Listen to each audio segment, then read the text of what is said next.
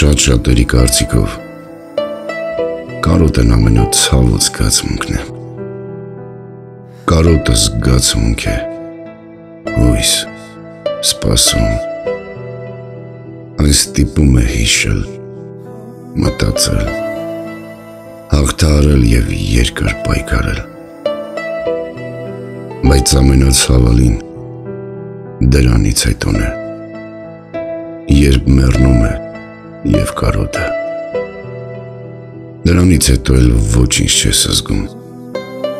և այն բոլոր հույսերը, սպասումներն ու սփոփանքները փոխարինվում են ունայնության, բացարձակ դատարկության։ Դա նույնն է,